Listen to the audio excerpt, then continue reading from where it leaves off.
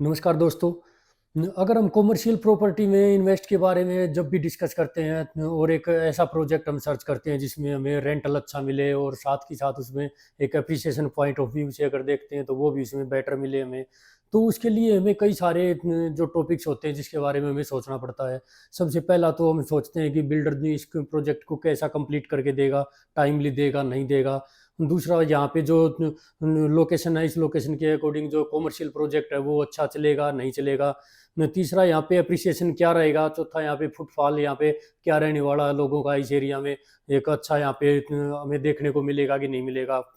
तो ये जो चीज़ें होती हैं, ये सारी की सारी जो चीज़ें होती हैं, जो अंडर कंस्ट्रक्शन जो प्रोजेक्ट्स होते हैं उसमें जो हमारा रिस्क फैक्टर होता है उसके बहुत ज़्यादा होता है कॉमर्शियल में as comparison to residential project. क्यों रेजिडेंशियल प्रोजेक्ट में इतने सारे हमें चैलेंजेस नहीं फेस करने पड़ते, क्यों उसके अंदर तो इतना ही हो सकता है, अगर हमें उसको रेंट आउट करना तो 2,000 रुपये कम रेंट मिल जाएगा, पर चल तो जाएगा ही वो। रेंटल प्रॉपर्टी में रेजिडेंस का अलग फैक्टर रहता है और कॉमर्शियल में अलग चीज़ें होती हैं जो हमें देखनी पड़ती हैं। तो कॉमर्शियल में ये सारी चीज़ें हमें कहाँ देखनी पड़ती हैं, जहाँ पे अभी मोस्टली जो प्रोजेक्ट देखेंगे हम, लगभग द्वारका एक्सप्रेसवे की बात करते हैं तो कुछ प्रोजेक्ट अभी भी चल रहे हैं जो अभी जिसकी ऐड चल रही है दबा के।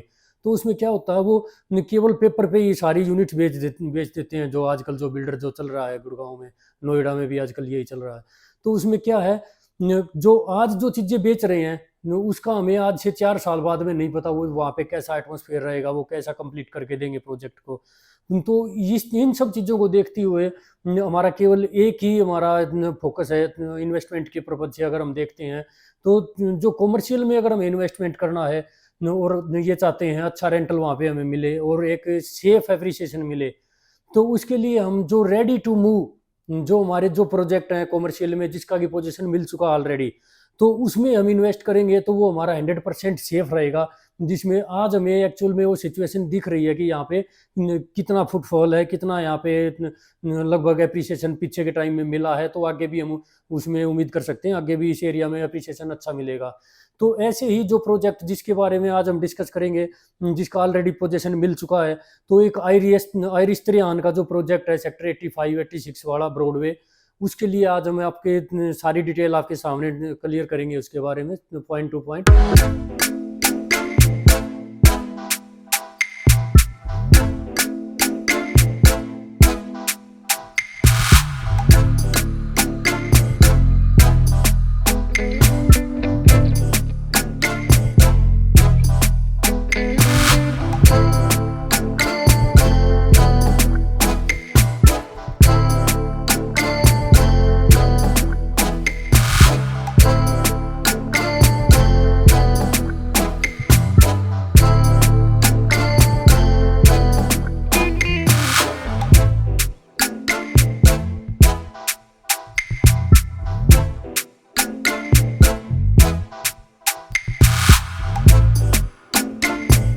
देखते हैं कि इसका जो लोकेशन जो है, जैसे ही हम द्वारका एक्सप्रेस वे से चलते हैं दादी सती चौक से लेफ्ट लेंगे, जो स्टार्टिंग वाला ही प्रोजेक्ट है ये, तो सबसे पहली चीज तो इसकी कनेक्टिविटी की, ये लगभग 60 मीटर रोड पे ये प्रोजेक्ट है। लगभग 10 से 12 मिनट के अंदर हम द्वारका एक्सप्रेस वे से इस प्रोजेक्ट पे चले जाते हैं। बड़ा शानदार लोकेशन है, सेक्टर 85 86 के मेन रोड के ऊपर प्रोजेक्ट है। इसकी टोटल तीन इसके जो भी पार्ट है, पार्ट ए बी और सी, अभी तीनों का ही पोजीशन दे चुका है बिल्डर, और तीनों में बड़े बड़े ब्रांड ऑलरेडी इसके अंदर अभी आ चुके हैं। इसमें आप देखोगे हल्दीराम है, रिलायंस है और बैंक है, HDFC बैंक है, ये सारे इसके अंदर अभी ऑलरेडी आ चुके हैं। आप देखते हो इसका शाम के टाइम देखते हो तो फुटफॉल बहुत अच्छा है, और अप्रिसिएशन भी पिछले जब से पोजीशन दिया है उस से लेके अब तक अप्रिसिएशन भी बहुत अच्छा मिला है यहाँ पे प्रॉपर्टी को। तो इसमें जो सबसे छोटी यूनिट है वो हमें इसमें लोकेबल शॉप मिल जाती है। अभी जो यूनिट अभी सेल के लिए निकाल रखी है कंपनी ने, तो उसमें हमें जो सबसे छोटी यूनिट है वो हमारी 40 लाख से इन्वेस्टमेंट स्टार्ट होती है, और वो तो लगभग हमारा 1.5 करोड़ तक का इसमें एक यूनिट का इसमें इन्वेस्टमेंट का रहता है इसमें यूनिट। तो उसमें जो हमारा 1.5 करोड़ का यूनिट है उसमें अभी हमारे जो 1 BHK जो इसमें दे रखे हैं ऊपर कॉमर्शियल यूनिट हैं वो भी इसके अंदर इंक्लूड हैं, उसके लिए भी अभी सेल के लिए निकाल रखे हैं बिल्डर ने। तो ये जो हमारा प्रोजेक्ट है इसमें हम सबसे पहले अगर हम कंपनी की बात करें इसके लिए, तो कंपनी हमें सोचना पड़ता है कंपनी काम अच्छा करके देगी नहीं देगी।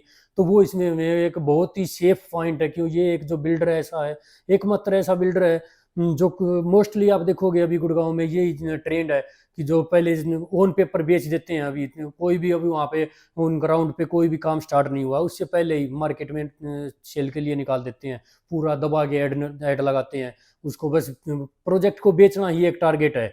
उसमें अच्छे अच्छे उसके अंदर ऑप्शन स्कीम दे देते हैं कि ये स्कीम मिलेगी, ये स्कीम मिलेगी, अच्छे अच्छे पेमेंट प्लान दे देते हैं। पर ये जो बिल्डर है आइरिस, इसका एक ही टारगेट रहता है कि पहले प्रोजेक्ट को बनाते हैं, कंप्लीट करते हैं अच्छे से, और उसके बाद उसको अच्छे से उसको रेंट आउट करके, लीज आउट करके उसको, तब उसको बेचना स्टार्ट करते हैं।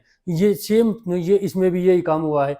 तो बिल्डर ने क्या किया, यहाँ पे भी जो अपना आइरिस त्रियान है इस ब्रॉडवे, इसमें भी पहले उसको कंप्लीट किया, उसको पोजीशन दिया, और उसके अंदर अच्छे अच्छे बड़े बड़े ब्रांड उसके अंदर आ गए। उसके बाद उसको बेचना स्टार्ट किया है। तो ये तो कंपनी का हो गया। कंपनी का अगर हम देखते हैं पहले का जो बैकग्राउंड देखते हैं तो 60 ईयर्स की लेगेसी है कंपनी की। पहले कंपनी ने जो हमारा PWD हेडक्वार्टर बनाया है दिल्ली में, सफदरजंग एयरपोर्ट बनाया है दिल्ली में, और जो हमारा तिहाड़ जेल बनाया है। तो ये जो हमारे एक पुराने जो कंपनी के जो प्रोजेक्ट थे, उसके बाद गुड़गांव में भी अभी सोना रोड पे जो आयरिश टेक पार्क बनाया, बड़ा शानदार एक कुछ अलग हटके प्रोजेक्ट है। जब आप वहाँ पे देखोगे तो आपको समझ आएगा कि यहाँ जो पहले के जो काम है कंपनी के, किस तरीके से काम करती है। और ये सबसे बड़ा प्लस पॉइंट है कंपनी का। कंपनी को अपने किसी भी प्रोजेक्ट को टोटली 100% सोल्ड आउट करने का टारगेट नहीं रहता। उसमें कम से कम अपना 40% उसके अंदर अपना जो पार्ट है उसको सेल नहीं करती, उसको अपने पास रखती है, उसको लीज आउट करके, और पूरे जो प्रोजेक्ट की, ताकि एक अच्छे से मॉनिटरिंग कर सके, उसके अंदर अच्छे से मेंटेनेंस रख सके, उसके लिए टारगेट रहता। कंपनी उसको 100% सोल्ड आउट नहीं करती। तो ये जो चीज़ें थी आज के हमारे जो कॉमर्शियल प्रोजेक्ट के बारे में मैंने आपको डिटेल दी।